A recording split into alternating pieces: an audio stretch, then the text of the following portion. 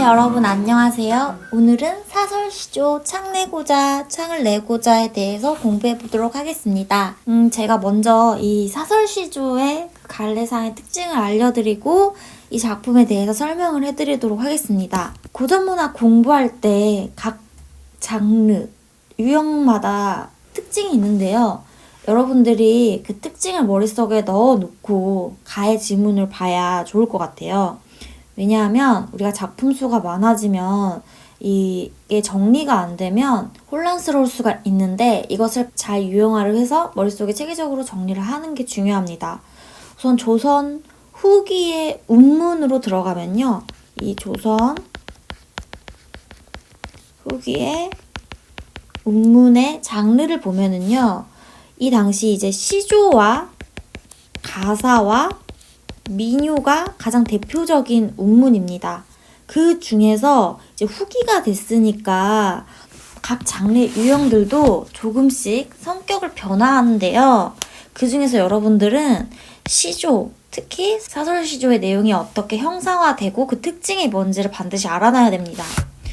우선 시조 같은 경우는 조선 초기에서는 이제 평시조의 형태가 잘 나타납니다. 그리고 조선 후기에 와서는 사설시조 형식으로 바뀌는 거예요. 근데 여러분 이걸 알아야 돼요. 조선 후기라고 그럼 모두 다 사설시조를 쓰고 모두 다 사설시조를 향유했느냐? 그건 아니에요. 어찌됐건 간에 평시조는 이제 양반 사대부 계층의 문학 향유 양식이었고 사설시조는 서민의 양식이었습니다. 그래서 조선 후기 때는 양반들은 평시조를 즐겼고 이제 서민들이 사설시조의 창작층으로 유입됐다. 또는 이것을 누리는 향유층으로 유입됐다. 이렇게 이해를 하셔야 돼요. 그래서 결국에는 조선 후기에는 시조라는 장르를 양반, 사대부와 서민들이 모두 이제 즐길 수 있는 그런 국민 장르의 문학이 된 거죠. 자, 그랬을 때 아무래도 양반들이 불렀던 노래와 서민들이 불렀던 노래는 내용상의 차이가 있을 수밖에 없잖아요. 생활상이 다르니까요. 그래서 이 시간에 사설시조의 어떤 특징을 배우도록 하겠습니다. 우선 서민들은요, 조선 후기 갈수록 굉장히 어렵고 가난하고 힘들어요. 그래서 어떤 내용들이 주로 많이 나오냐면 이런 고통스러운 사회를 풍자하는 내용이 많이 나옵니다. 그리고 서민들은요, 양반들처럼 이렇게 자신의 지위라든가 체면을 차릴 필요가 없어요.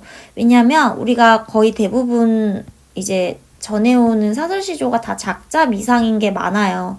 이거는 작가층을 밝히지 않는다는 얘기. 그 말은 예전 시대의 서민들은 어떤 이야기를 하든 자기가 쓴지도 모르고 또 그게 알려진다 해도 부끄럽지 않아. 나 어차피 평민이자 또는 서민이니까.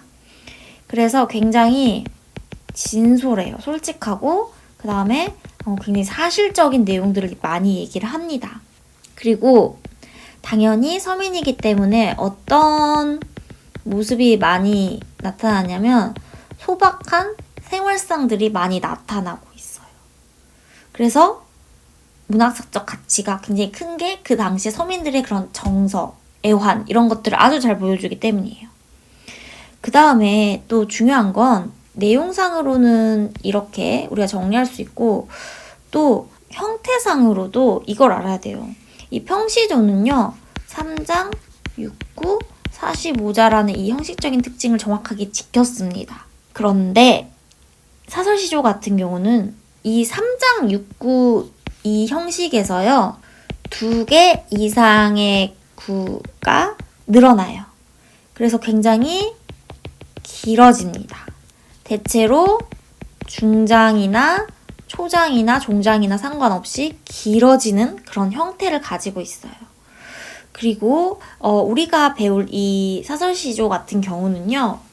이렇게 길죠. 그래서 중장이 아주 길어진 모습이 나오는 시조는 뭐다? 조선 후기의 사설시조다. 이렇게 우리가 보는 순간 이 형태만 보고도 파악을 해야 되는 겁니다. 자, 그러면 이 사설시조를 같이 한번 볼게요.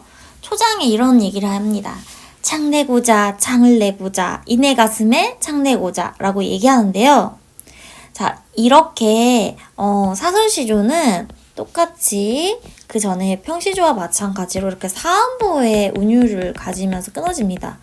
이거는 노래이기 때문에 서민들이 굉장히 즐겁게 이것을 노래로 불렀다고 생각하면 돼요. 자, 창내고자 창내고자 대체 누가 어디에 창을 내는지가 생략돼 있어요. 그리고 창을 내고자라고 이 말이 어떻게 되고 있어요? 반복되고 있죠.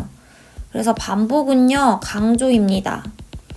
그래서 같은 어구를 반복하면서 운율감도 살리고 창을 내고 싶다는 이 의미를 강조하는 거예요. 그 뒤에 나옵니다. 어디에 창을 내냐면 바로 내 가슴에 창을 내고 싶다.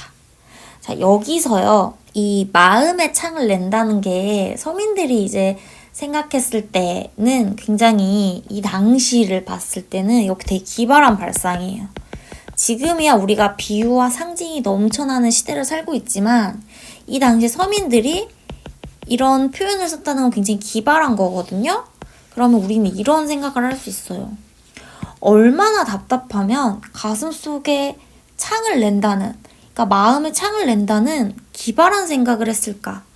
이게 바로 이 서민들의 그런 진솔한 문학성을 보여주는 겁니다. 자, 그 다음에 고모잘지, 세산산지, 들장지, 열장지, 암틀짜기, 숫달짜기, 배목걸새, 크나근 장도리로 뚝딱 박아 이내 가슴에 창 내고자 라고 나오는데 여기서는요. 여기까지 끊을 수가 있죠. 그러면 뭔가 내가 고모잘지, 세살장지, 뭐 들장지 이런 게 뭔지는 몰라요. 지금 우리가 쓰지 않는 그런 도구기 때문에 굉장히 낯설어요. 하지만 이건 알죠. 아, 뭔가 비슷해 보여. 왜냐면은 장지,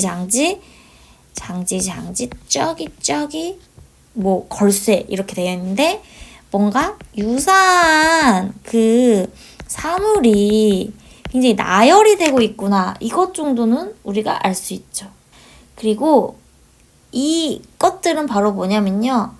장지문을 이루는 종류하고 그 부속품들을 얘기하는 겁니다. 근데 있잖아요. 우리 마음속에 창을 낸다는 게 굉장히 이제 관념적인 거고 어떻게 보면은 마음속에 창을 낼 수가 없잖아. 근데 이 문학에서는, 이 작품에서는 이것을 아주 구체적으로 나 이거 사용해가지고 뚝딱 박아가지고 나 창을 낼 거야 라고 얘기를 하고 있어요. 이런 것이 바로 뭐냐면 해악입니다. 아니, 네 마음이 답답한 건 알겠는데 이렇게 구체적으로 사물을 사용해서 창을 낸다고? 아, 너무 웃겨. 이렇게 해악적이라는 거예요. 이게 바로 사설시조의 정말 중요한 특징입니다.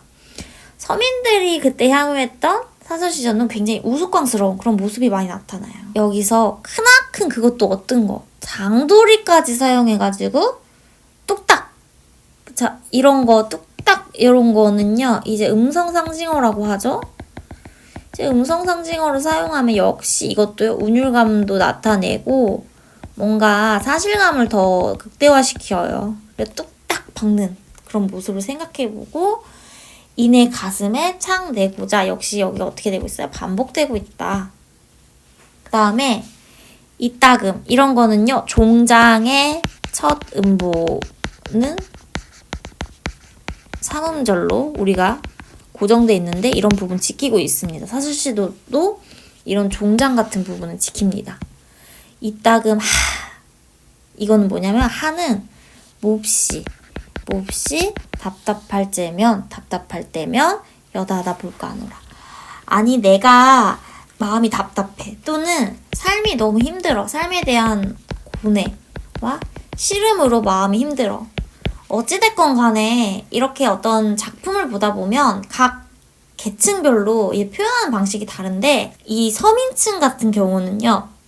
이렇게 자신의 그런 고뇌와 시름을 어떻게 표현하냐면 웃음을 통해서 보여줘요. 그래서 내가 마음이 답답하니까 내 가슴에 창을 내서 그것을 열었다가 닫았다가 한다. 이게 바로 해악이자 어떻게 보면 웃음을 통해서 이것을 삶의 고통을 극복하고자 하는 그런 아주 우리 민족만의 그런 낙천성 이런 것들이 이 시조를 통해서 보여지는 것입니다. 그래서 여러분들이 이렇게 간단하게 이 작품을 정리할 수 있었고요. 이 사설시조 같은 경우는 몇 작품을 연속으로 같이 보다 보면은 이런 게 사설시조의 특징이구나 하고 바로 여러분들이 감이 오실 거예요. 사설시조 절대 어렵지 않다 이렇게 생각하시면 되고요. 오늘 강의는 여기까지고요. 다음 시간에 다시 만날게요. 좋아요와 구독 꼭 눌러주세요. 안녕.